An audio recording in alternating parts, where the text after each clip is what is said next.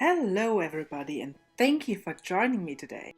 Today we're going over some ridiculous claims, Easter edition, a story in 7 parts. And today's claim is... Jesus was crucified, buried and resurrected on the 3rd day as evidenced by the empty tomb. That proves that he was the Messiah, the Christ, God in the flesh, and it proves Christianity true and valid. Wait. Do you even know how many claims you just made? You made 7 claims. Your first claim is that Jesus existed. Here's another thing that doesn't work. Using the Bible as evidence of the truthfulness is definitely not good evidence. We have no good evidence for the Bible being anything but historical fiction.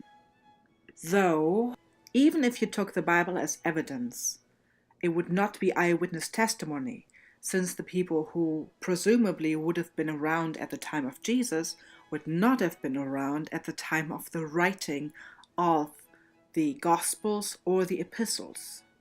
Add to that the fact that eyewitness testimony is generally unreliable.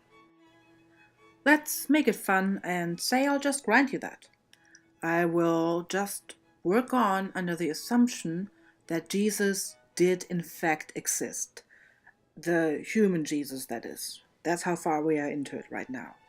I am just granting you that, and I'm going to say, okay, let's say Jesus existed. That is everything but evidence for anything else. This is just about the person of Jesus as a human. There's no other evidence at this point. Your next claim is that Jesus was crucified. You could, of course, cite Tacitus for that, and most scholars would agree that his passage is authentic. The only thing that I see with that is that Tacitus hears about the story, but it doesn't mean that he has evidence himself. Tacitus is just retelling the story in order to give some background of the persecution of Christians. But I'll just grant you that. Let's say Jesus was real and Jesus was crucified. The next claim is that the tomb was empty. Well, the only place that we can find that is in the Bible, and the accounts are contradictory. So, for the Bible tells me so, doesn't really jive that well. For one thing, Jesus could have never been in there. He was crucified, supposedly, so we've already granted that he was crucified. So, crucifixion victims were not placed in tombs. The Bible tells you differently, but the Bible is not a good source of evidence here. So, what we are having here is an empty tomb, and that's it. That's not saying anything. So, even if I grant you that for sake of argument, all that we really have here is Jesus existing, Jesus having been crucified, and there having been an empty tomb. That's it. Next we have the resurrection. All that we have there is the biblical account, which equates to just as little evidence for that as there is for the empty tomb, which we have already granted. So even if the tomb is empty, that does not mean that there was a resurrection. The body could have been taken, the body could have not been in there, the body could have been placed to a different tomb by accident. We don't know. That's pretty much it. There is no evidence for a resurrection. So let's say that I'll just grant you that too. Let's say he was resurrected and was not just unconscious. Let's say all of that happened. That doesn't mean anything for anything that follows. At most you can say that either he had the capability of resurrecting himself, somebody went in there and resurrected him, or there is some sort of an entity that is capable of resurrecting people. But that is literally the extent, even if I grant you the resurrection. Now that I've granted all of that, you say, well, that proves that he's the Messiah. He is the Christ. Jesus is Christ. The problem with that is that it doesn't. That does not mean what you think it means. All that you have here is somebody resurrected. That does not mean Jesus is the Messiah.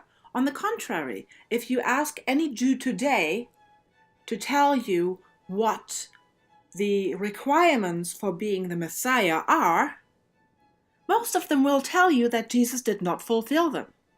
As a matter of fact, throughout history there are a lot of people who claim to be the Messiah. Just yours is the one that got popular. No. It does not prove he is God. To be precise, even if he were the Messiah and had granted you the last point, that does not prove he is God. If you look at what the Messiah is, you would find that the Messiah is actually not God. The Trinity, with Christ being part of it, did not actually come about until after biblical times. The triune God is not a biblical thing, and that also means that the Messiah is not God. This one doesn't follow at all. You have the other ones beforehand that don't follow. All of this is based on faith and not evidence. You have it based on the Bible, but that's it. There's no extra biblical evidence for any of this being true or valid. It may as well be a legend that turned itself into a big religion. That's it. To claim that there is any evidence for any of this, even when there's so much that has to be granted first, is frankly ridiculous.